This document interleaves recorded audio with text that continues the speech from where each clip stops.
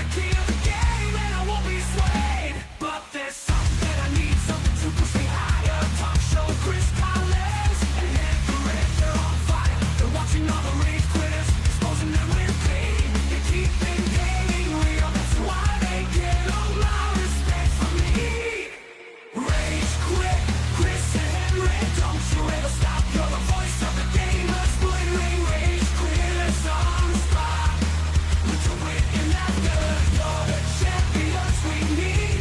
Rage quit, Chris and HenricK, you're the heroes of the gaming breed.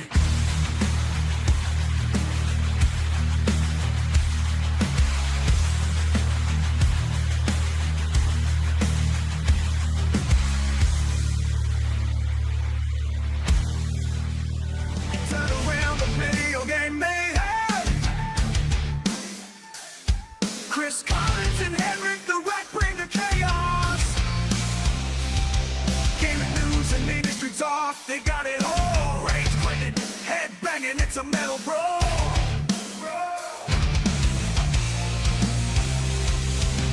Mental meltdown, gaming in flames. Chris and HenricK bringing the thunderous rage. Video games and viral content, better games, ripping through pixels, the ultimate game to get away.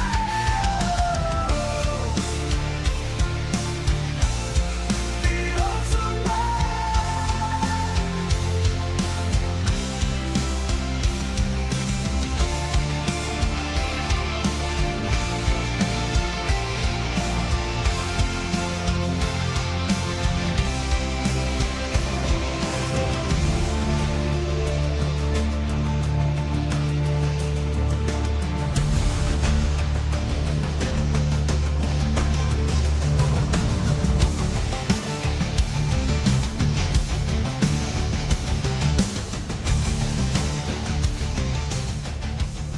Rave over, I'm feeling the rage. Chris Collins and HenricK on the stage, talking gaming news. Industry that can't escape, we're reviewing video games. No need to debate, they bring the heat, spitting truth non-stop with fiery words. They're ready to drop, making waves in the world of video games. Collins and HenricK, they don't play no games. From console wars to DLC scams, they expose it all, making sure no one jams. The audience fired up, ready to explode. When rage quits on, you know it's a code.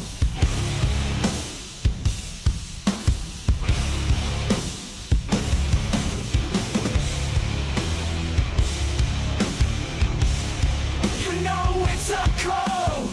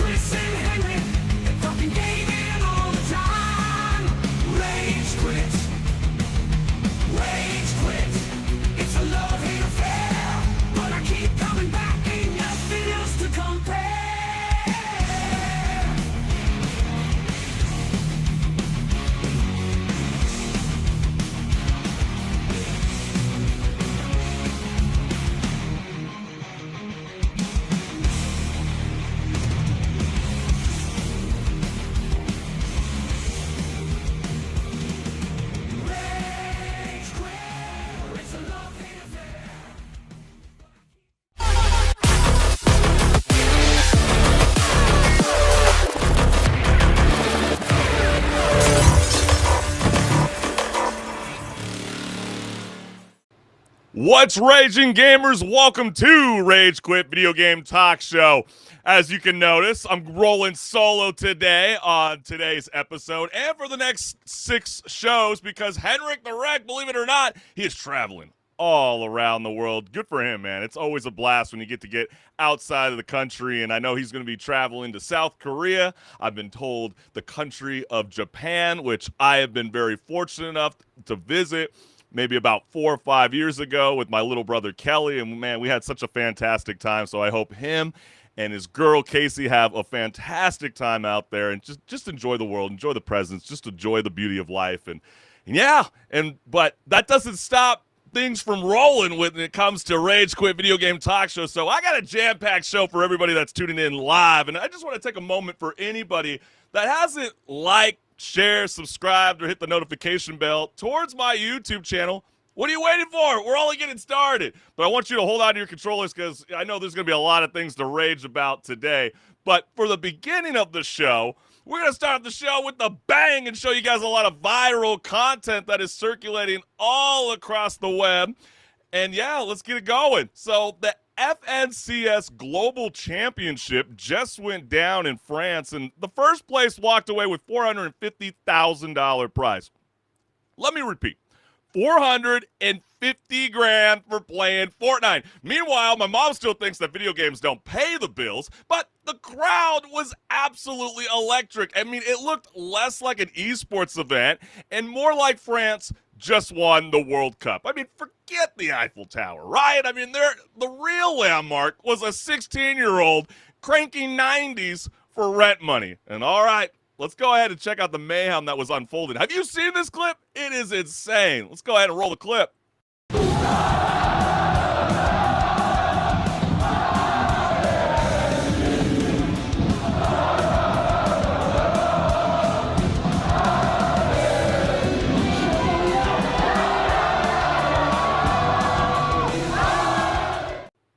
Isn't that insane? When you look at the magnitude of the esports world blowing up. I mean, yeah, the color grading on that video goes, wow. Was that AI? No, this is not a Will Smith stunt. That was a legit crowd in France.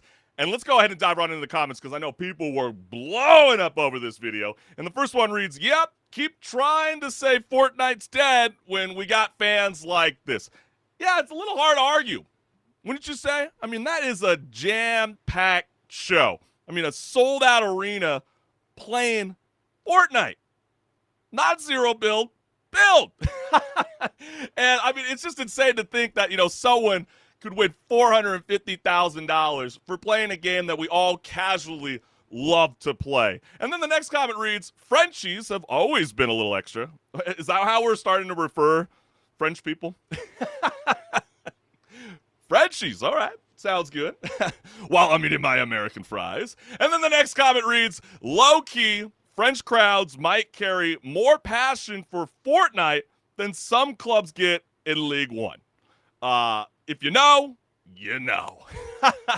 Yeah, pretty wild to think that there could be a definitely turn of a tide when it comes to the esports world. And who knows, maybe it might surpass some of our beloved physical sports that we all love and endear and are constantly glued to our screens each and every day. But hey, I love this. This is a really, really cool video because in the latest update to Water Park Simulator, the developers added a brand new character based on streamer Queso. And if you haven't seen Queso streams on Twitch, this guy is a freaking legend. And get this, his in-game abilities include causing earthquakes, eating every hot dog in sight, and just straight up wrecking the park. So can you imagine, you're a streamer and then you see this video as you're playing that game? Well, you're about to witness it because basically they turned him into Godzilla if Godzilla's weakness was mustard stains, all right? So let's go ahead and see the chaos unfold. Roll the clip. Go be you damn devil.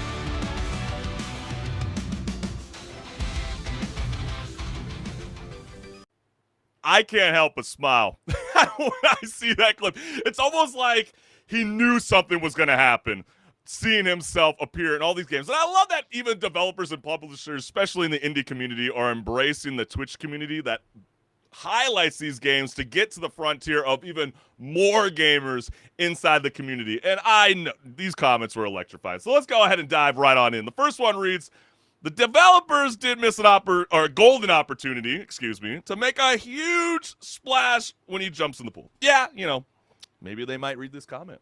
You got over 1.3 thousand hearts on it. Maybe they might just take that all in. But did you notice the shakiness of the camera? I mean, that is too good. I love it. That is freaking awesome. And the tsunami warning. Don't you go there. And then last, he thought he was a lore accurate, laughing out loud. He screamed because he knew he can't swim. Man, that's pain. I know in Water Park Simulator you can bring a taser in the water. So, Queso, if you're listening, don't do it. You might take out your own boy yourself. Well, let's keep it rolling. So NBA 2K26 just dropped this month, and already the internet's cooked up a new highlight reel. And a clip went viral where a gamer didn't just cross up someone up. They put the poor player on skates so hard, I thought the NHL was about to call and draft him. But, I mean, this wasn't a crossover. This was an ankle insurance claim. I mean, this dude's knees filed for early retirement. Hopefully I don't go there anytime soon. I know I'm in my 30s, but I don't want no pain. I don't want to feel nothing. But if you haven't seen this clip, you judge for yourself. Is this worth the highlight reel, or is this like nothing to flaunt about? Let's go ahead and roll the clip.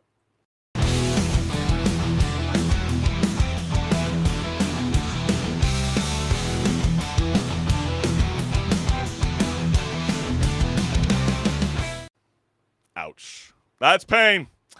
I've never witnessed that before. But what I will say, and it pains me to even admit this, but when I was golfing, I slipped on my ass before. It felt like an ankle breaker.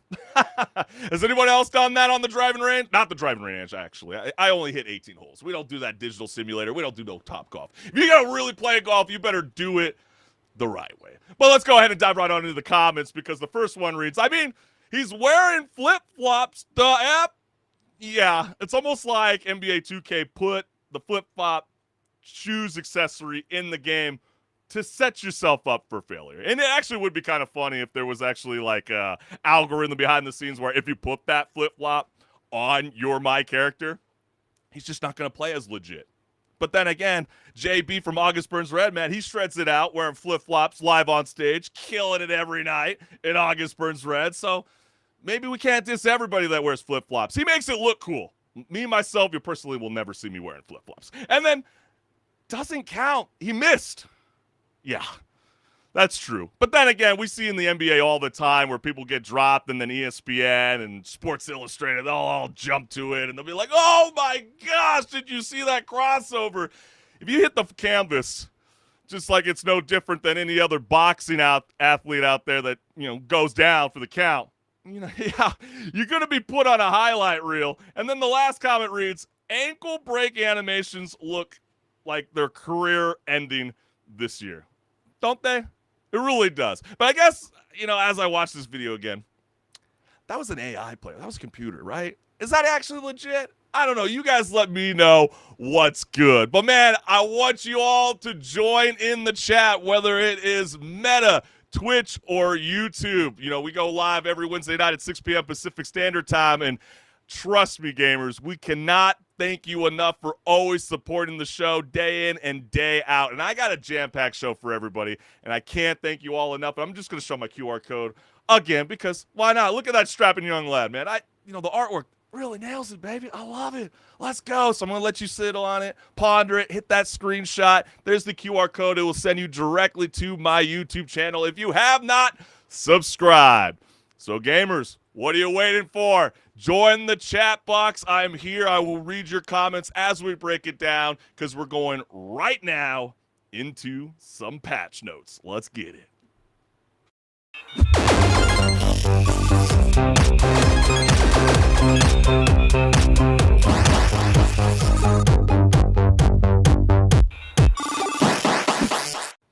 What's What's good, listeners? Welcome to Patch Notes, where I discuss gaming news, industry talk, and so much more. Let's get it. So EA Sports had this big plan. They wanted to bring back college basketball to video games. Finally, after the success of college football 25 and 26, they thought, hey, let's dribble our way back onto the court, but turns out their jump shot got blocked harder than a freshman going up against Shaquille O'Neal. So, as you can see from this beautiful artwork, as you see on screen, here's the problem. EA wanted to make a full standalone college hoops video game with every Division I men's and women's team included. That's 730 teams, basically the Cheesecake Factory menu of basketball games. But 2K showed up, they wagged their finger, and they said, no. We'll take those licenses instead. And a bunch of schools went with 2K because apparently loyalty is worth less than an EA virtual coin. And now EA was planning to drop this thing in 2028.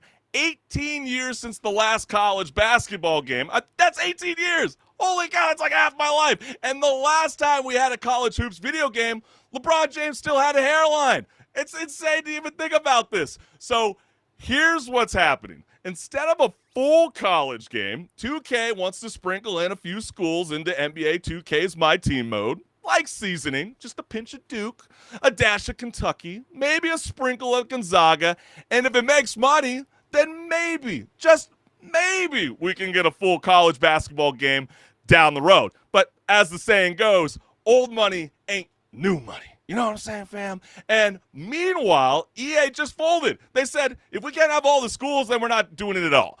Which, to be fair, sounds like a lot of my actions, right? I mean, canceling plans because one friend bailed. So for now, the dream of a fully loaded college basketball video game, benched, maybe indefinitely. So let's see what gamers around the world have to say about Take-Two season control from EA Sports with the following. And man, I'm looking at this strapping young lad right there. JJ Redick, that's my coach, baby. LA Lakers, let's go. But hey, let's go ahead and dive right on in. So the first comment reads, I'm so excited to play the My Team DLC in 2K with limited selection of colleges. And a follow-up comment that reads, the worst part is enough people 100% are going to buy that shit to justify it for 2K. Wouldn't that be kind of wild? I know a lot of people have been kind of excited that there have been the addition of the WNBA showing up in the 2K video games. I mean, right when before the release of this video game, you were seeing clips of Caitlin Clark crossing people over, Shaquille O'Neal teaming up with Angel Reese. And so to see some of these young athletes, especially with how NIL money's been running rapidly all across the nation, I mean, it's just insane. It's wild. I mean, I totally don't get it. I feel like, having a full ride education is freaking badass alone, but that's a whole another argument for another day. But do you, the gamers, while you're seeing this comment live, do you believe that they would turn this into a DLC and just strictly go away from the My Team mode? That would be wild. Let's go ahead and keep it rolling. So guess if we're not in a power conference, we're not in the game, and have been told to F off. Yeah, pretty much. That's how it reads. That's what's going on. 2K doesn't feel like it's necessary to add all those teams. I mean, that would be a lot of freaking work. So, they would rather, formulate this game to look something more like a Topps sports trading card. Maybe bring some of the rising stars in the college football scene, probably closer to March Madness, and get you excited for the youth. And to get yourself even featured in a video game, I'm sure it's going to cost a pretty dollar for Take-Two at 2K. So to see that happen, we're going to only have to find out in the meantime. But the next comment reads, wow, that's effing lame. It's not college basketball at all without the underdogs. Is it? I mean, that's true. But then again, I was very, I always see those clips online with college football, 25 and 26, where, you get drafted in Delaware. I mean, no, I'm sure it's a great university, but come on, man. I mean, we're thinking of massive schools like Texas or Clemson or, USC. We're not thinking of those underdog squads. So yeah, you do get potentially left out in the end.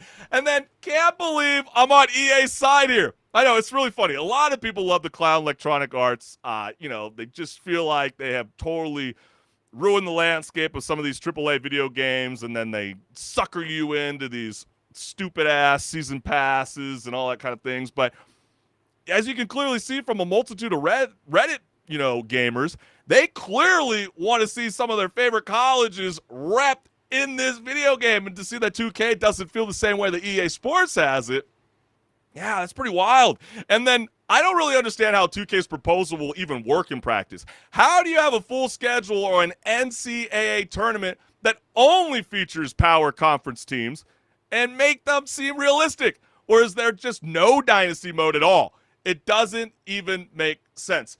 Yeah, if anything, I feel like as though there won't be a dynasty mode.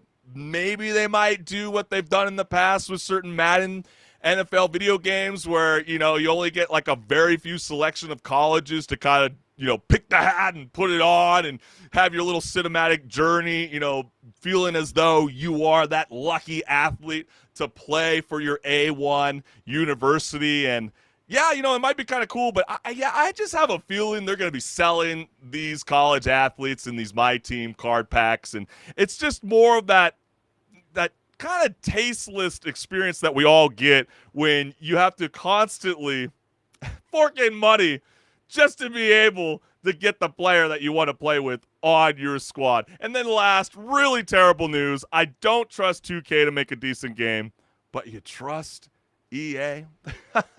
Where are we going? Do you trust EA Sports? Do you trust 2K? What would you like to see happen? But here's the real question I'll leave you with. Do gamers actually want a standalone college basketball game in 2028? Or are we all just pretending to care until March Madness rolls around? Let me know what's good. But let's start to segue into another topic of conversation, because I know this has been making some headlines. Microsoft just announced they're teaming up with LG to bring the Xbox Cloud gaming to cars. That's right, because nothing screams safe driving like trying to get a victory royale in the passenger seat of a Kia. So as you can see on screen, it runs on LG's fancy WebOS automotive platform, which means if you've ever yelled at your TV because the menu lagged, congratulations, you can now do it in traffic. But here's the catch. To actually play, you'll need an Xbox Game Pass Ultimate subscription and an automotive data plan. So not only are you paying for gas, insurance, and overpriced lattes at the drive-thru, now you've got to pay monthly just to play Halo while parked at Costco while your girl is out shopping. Because that's the only way I imagine this thing going, right? And Microsoft's whole campaign for 2025 has been, this is an Xbox. Like, okay, we get it. My tablet can run Netflix, but guess what? That doesn't make it a movie theater. And so as you can see with this beautiful car, I would have no problem getting this car. If you want to get it from me, Microsoft, I will definitely test it out. We will do a full-on review, me and the homeboy HenricK the Wreck. But I got to say, let's be honest. An LG car with internet and gaming screens is probably going to cost more than just buying an Xbox console, which is wild because at that point, wouldn't you rather spend less than just sit in your living room where the Wi-Fi doesn't cut out halfway through Froza? Right? I mean, does anybody else feel that way? So, meanwhile, Microsoft also wants you to consider their upcoming Rogue Ally Xbox handhelds launching October 16th. That is right around the corner. And rumor has it, one of them could cost up to $900. Let me repeat, $900. And that's not a gaming PC. That's a down payment on the car you're supposed to be playing Xbox in, all right? And so let's see what gamers around the world have to say about Microsoft and LG's partnership with the following comments. So let's go ahead and let's get it, baby. First comment reads, now cars are Xbox. Everything really is an Xbox. I mean, obviously for all of us gamers, this is a massive win for everybody. it is cool to think that, Xbox is trying to make it a little bit more accessible to be able to play their games on the go. And so, yeah, some people are going to get really, really excited for this. Others are going to be like, I don't quite get it. Me personally would not want to pay for the ultimate subscription pass and an automotive data plan. It's like, it seems like such a scam. Like, I don't understand why you have to pay for both when you've already paid for the vehicle up front. So how they sucker you into everything is a subscription just kills me. It's like, what the heck? It should be a part of the vehicle to begin with. And then another comment reads, why? This doesn't feel terribly different from when they were putting VHS and DVD and screens in SUVs and vans. I agree. I mean, those were some of the, best times on the road because there's only so much you can look outside and go, oh my gosh, I just want to get out of the car. And so to be able to keep your mind distracted in the back of the car, hopefully not the front, because we all know that Tesla got in trouble last year, when there were reports that they brought video games to their vehicles, and then, people were able to play the games while driving. The last thing we need is to have a big-ass screen in the front of a car playing video games while maybe you're obviously driving the vehicle. You better not have another hand on a video game controller. But I think that's going to be a major problem if it does show up in the front. Really, I don't have that information yet. I'm just thinking out loud, fam. I'm just thinking about the possibilities where this can all go wrong. But hey, let's go right on into the next comment. Who wants to 1v1 me in a car? We'll take that action. So clearly Xbox is hyping this thing up massively. And are we going to start seeing streamers just travel across the nation? Kind of like how we see with iShowSpeed right now, touring, his old hometown and Ohio and doing his thing. And then what? You're going to be traveling around in this car? I mean, this would be like, what? Bonkers. You know what I mean? Like, I don't know. Only one could dream, right? And then next comment reads, the next Frozen game confirmed to have a car. One hell of a pre-order bonus. With collector editions becoming so out of control in pricing when they want like $300 to not even get a physical copy, just a digital code to download the video game, and maybe like a sculpture that maybe cost them like $35 to make. Yeah, this might be kind of a cool limited edition opportunity for Microsoft, LG, and, the whole Xbox, community to really kind of make something special. I can see like a 007 kind of spruce green, like that Maserati, that Pierce Brosnan drove in that one classic James Bond film. I'm having a brain fart on which the film was called, but you all know it, right? I mean, that would be freaking legendary. And then just keep it out of the front row seats. We got enough idiots distracted on the road. Yeah, I mean, that is definitely a massive problem. It's kind of like what I was hinting. That's the only thing I would definitely be fearful for. We're all experiencing this on the go. I mean, shoot, we still got Waymo cars that block traffic in the concrete jungle of LA. So the last thing we need is humans acting like dumbasses playing video games, causing more collisions in a chaotic city where a lot of the drivers in LA don't even know how to drive to begin with. So, yeah, I mean, I'm just hoping for the best. I do not want to see bad things happen. All right? That's just me being a good. And then the last comment reads, this might be the worst idea yet. Streaming requires good, reliable internet. If you are driving across the country, you might as well forget about it. If you're driving around the city, there are too many buildings to make it viable. Is that a fair argument? Is that worth, mentioning? I'm curious. I'm really, really curious about that. But you know what? I'm starting to see here we got some comments during the live show. Appreciate y'all for always joining the chat box, whether it is YouTube, Twitch, or Meta. And we got Brandon Tejeda saying, could be cool, but hopefully safety features because so many people are distracted already. I feel you, fam. Right? I mean, we all want to get innovative. There's always that idea about flying cars. Who would have thought that we would have had video games, cloud gaming in our vehicles? Yeah, I think this is a reality. And, even that last comment where they're like, dude, you're going to be like all bogged up in the lag and everything. Well, I have seen, through, Pat McAfee, he was all celebrating the whole idea of being able to be on a plane and, working that Starlink with Elon Musk's technology. And everybody's been hooting and raving how they'd like to have that technology spread across the nation and the whole entire world. And so if they can really nail it down, man, road trips are going to be legit. But here's the big question I'll leave you with. Are gamers really going to play Xbox in their cars, or is this just the latest excuse we'll all use when we're all late somewhere? Sorry. That was my bad, fam, and that was just my kill-to-death ratio going right out the window. So let me know what's good. But, man, let's start to switch some gears because get this. New numbers show that adults under 25 only make up 3% of all video game console purchases in the U.S. 3%. That's not even a stat. That's a rounding error. And apparently Gen Z looked at the price of the PlayStation 5 and said, yeah, I'll just keep playing Candy Crush on my phone. No thanks. I'm cool. And so when you look at the chart from this statistic, it's just wild. I mean, back in 2022, that number was 10%. So in just 2 to 3 years, young people went from barely buying consoles to not buying them at all. And when you think about it, it makes sense. I mean, because the other stat says 43% of console purchases now come from households making over $100,000 a year, which explains why the only people who can afford a PS5 right now, today, are either tech executives or that one kid in high school who had a pool and a dad who mysteriously never worked. How do they make money? How do they make this happen? And so even Capcom's president, yes, the Monster Hunter guy, has come out swinging at Sony. He straight up said that the PS5 is way too expensive. It's hurting big franchises like Monster Hunter, and that's bold. I mean, nobody criticizes Sony out loud. I mean, that's like Disney saying that Marvel movies might actually be mid right now, okay? Yeah, I said it, okay? And so you look at this chart and you go, the numbers don't lie. The original PlayStation launched at the inflation-adjusted price of $650, but within a few years, boom, price cuts.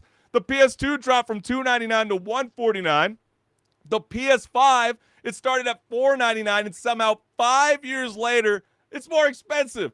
That's like buying a used car that goes up in value the more dense it gets, right? Someone make it make sense, okay? And that's the first time a console has aged like wine. And what I mean by wine, I mean like the boxed wine that you left in the trunk of your own car. Yeah, tasteless, right? And don't even get me started with the whole digital edition. I mean, it launched at $399, and now it's $499. What are we doing, fam? I mean, this is just totally insane. And rumor has it, Sony's going to cut the storage too. And that's not a price hike. That's some bullshit, fam. And so, yeah, pay more to own less. That's like buying a pizza and then finding out they removed the slice before delivery. And you know what I got to say? The real scary part about all this, consoles are so pricey that kids and teens just are skipping them altogether. They're growing up gaming on their phones instead. I mean, it makes sense. We're all got that phantom pulse with our iPhones, or HenricK the Wreck with his, Android. We won't judge him. Maybe I will, just a little bit. I'm just playing. And this just means with today's 12-year-olds get older, their nostalgia isn't going to be, remember playing Halo all night on Xbox Live? It's going to be more like, do you remember when I almost spent $15 on Candy Crush gems and my mom canceled the credit card? That's literally what it's going to be like. It's wild to even picture right now. But Nintendo, at least, and as much as it pains me to say, still kind of gets it. They keep their hardware reasonably affordable, like the Switch 2 in Japan is literally subsidized so teens can afford it. Meanwhile, Sony's strategy seems to be, well, we'll charge whatever we want because you'll like it because Spider-Man's in 4K. So the real question is, if consoles keep going up in price, are we headed for a future where the only people who can afford to play PlayStation are the same people that already complain about their golf swing? Sit on that, fam. It's kind of wild. So, of course, we're going to be diving right on into the comments because I know a lot of people around the world have a lot to say about this. So the first comment reads, everyone is catching on that $70 games are a rip, and it will always be less than $50 after just a few months, usually even cheaper. Waiting is easy. The publishers have especially trained us to wait since games are broken and incomplete at launch. Why pay the most for a game at its worst? Do you still do that? Are you a day one buyer? I know everybody was calling for, hey, hold the fort. Do not pre-order Battlefield 6. We want to wait a few weeks or 48 hours, excuse me. Yeah, 2 weeks, 3 weeks. That seems a little bit long. But we want to wait because it seems like every game that gets launched on day one recently becomes a dud. And it's like, oh, no, we'll fix it later. We just needed you, the community, to jump in, and then we will fix it along the way as we go. No! We want a game that works right as you play. And majority of the mobile games are ready to rock and roll. And it's gonna hinder, young gamers from wanting to buy a console, especially if the games are going to cost $70 or Nintendo doing $80 to $90 video games, and then on top of it, you got to buy the console, and then you're only glued to your screen. You can't even pick up your console and take it on the go, which the Switch 2 has that affordability. Yeah, I think it's definitely going to be a problem, and Gen Z is revolting. They're saying, no, we do not want to be console owners. And then tons of free games these days, and also tons of old amazing games to play. And I think that's very, very fair to say. We all got buddies that love to play on their mobile devices. Fortnite, people were very happy to see it finally show back up on the iOS devices. You also got Call of Duty Mobile, which has a very large fan base. I mean, what else is there? Clash of Clans, you got all kinds of games that you can play on your mobile and tablet devices that really get the kids all jazzy. You know what I mean, fam? And because they want $70 to $80 games, and then they throw the fear of missing out season passes in your face, then $25 plus per skin. Is this comment trying to tell me that my generation, the millennial generation, are a bunch of dumbasses? Is that what you're trying to say? Are you trying to say that we caved in and we afforded the opportunity for developers and publishers and studios to sucker us in with always wanting the next great thing? You got to buy it now before the timer goes. Yeah, we are kind of dumb like that. Damn it, millennials. Why do we have to cave into always the stupidest shit sometimes? Come on, fam. And then the next comment reads, when you can barely afford rent and groceries, yeah, no one is going to be spending like they used to. And let's be fair. Come on, fam. Okay, I get that it's 25 years and younger, but not everybody's doing rent and groceries like that, especially not 16 and 18-year-olds. So it's not all of them, but 3% is still 3%. That is crazy to think. Are you baffled? I'm baffled. You should be. I mean, that's totally wild to think that this is becoming more of a reality. No wonder Xbox kind of feels the need where we just got to be everything. Vroom, vroom. And then, the economy feels like it's about to go off the rails and the job market is ass. Everyone is cutting back, not just Zoomers. Yeah, I mean, you got to be smart with your money. I mean, the financial literacy is a problem, with a lot of people. And, we got to really be a lot smarter with our money and not cave in every single time.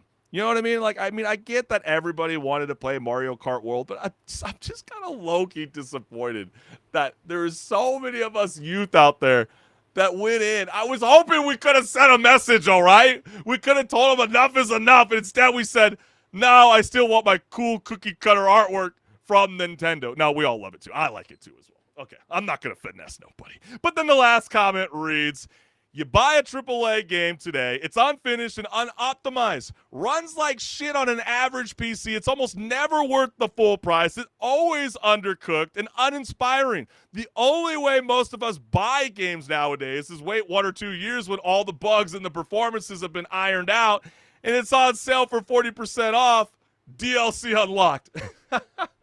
I'm kind of guilty of that. I think a lot of us are too. Wouldn't you say? Do you do that?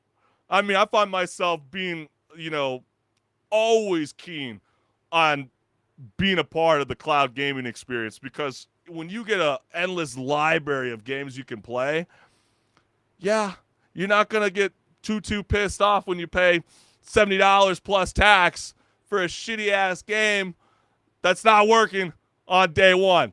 That always gets under my skin. And I see from Zachary Greer, reasonably affordable with minimal content, in my opinion, anyways. Yeah, I guess that's fair to say. I believe, I could be wrong, someone can correct me in the chat, but Nintendo is gearing up for their next Direct.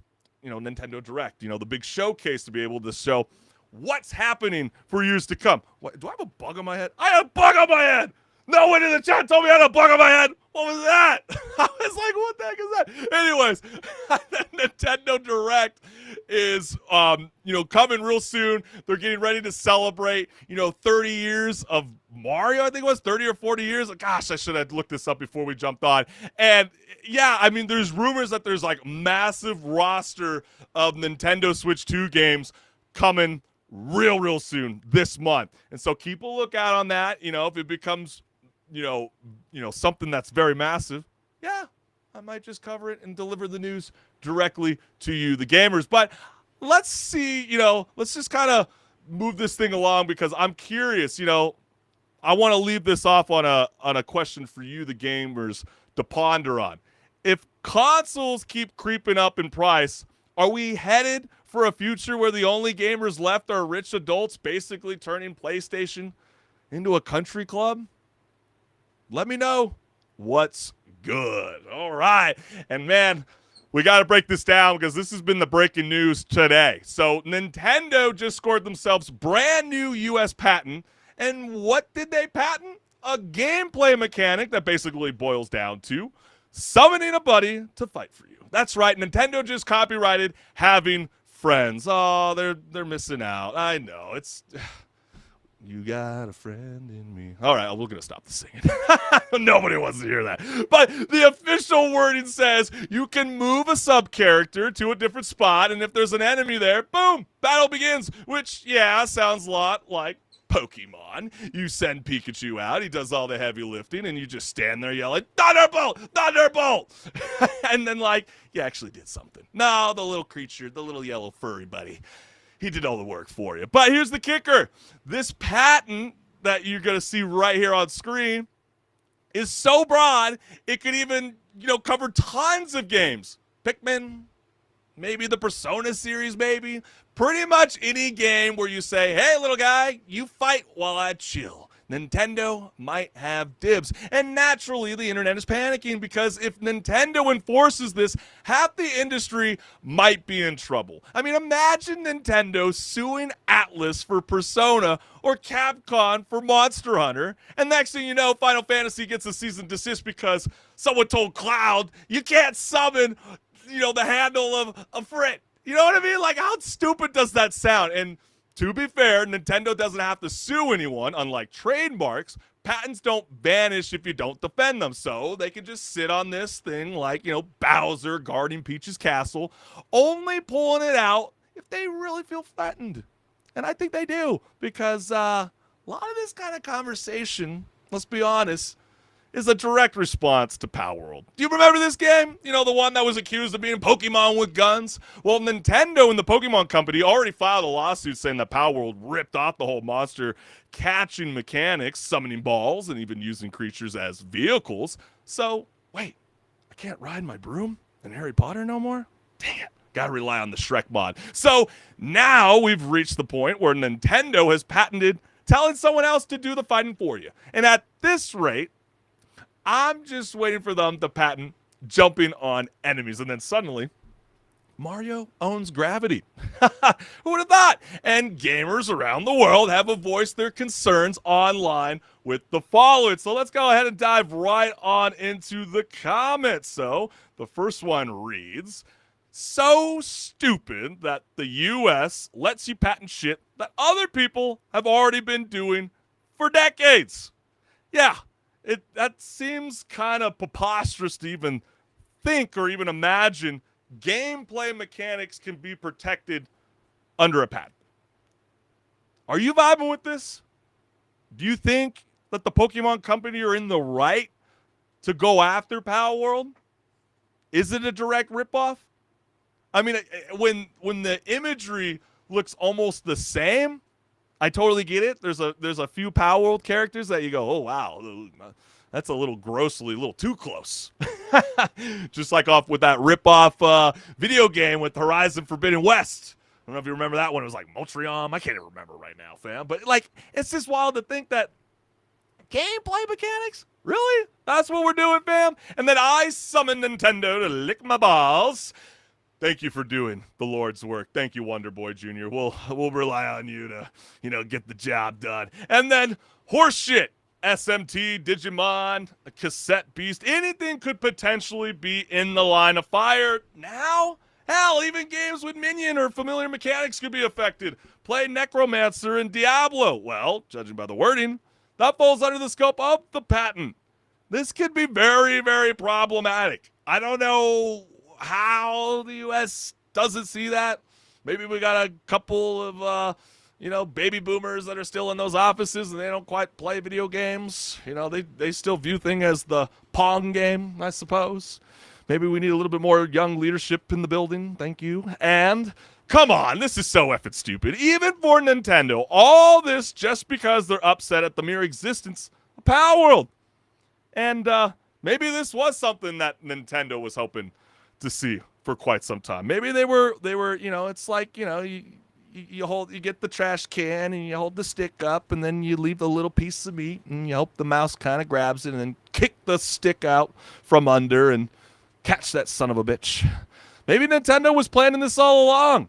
This is why this is a long court battle, that they know that this studio that developed Power World will not be able to win this game. And then Square Enix should sue Nintendo and Pokemon for copying Dragon Quest then, right? Final Fantasy has been summoning beasts since 1990, which is kind of wild to think. I know my older brother Casey and his beautiful kids, and obviously can't forget his fiance, Brina. We just recently handed over, it feels like the keys to the vehicle. We collected Pokemon trading cards as kids growing up, and I want his kids to experience the love that we had as kids growing up with that same experience. And it's wild to think, looking back at some of those, Pokemon cards, and yeah, they were getting, those cards were 1996. You know what I mean? So, like, how does this work as a U.S. patent when there are older games beyond Pokemon that have been doing the same exact shit? How does that make sense, gamers? Someone in the chat, please explain that to me. I don't get it. And then correct me if I'm wrong, but just because you have, I think he meant to say patent, on something, that doesn't mean it will hold up in court. You're not wrong, the follow-up comment reads. It would probably fail to hold up well in court to any reasonably sized company who can afford legal fees. That's exactly what it is. Nintendo knows exactly what they're doing. They know that you don't have a shot in hell to be able to come after us. And so we're going to put the massive pressure on you. That's it. That's what it is. And so, yeah, wow. You got to love comments like this. Hey, buddy, cheap viewers on stream, but get the hell out of my chat. No one wants to see that shit. We're talking about Nintendo trying to patent, all kinds of mockery and nonsense, okay? Nobody wants to see that.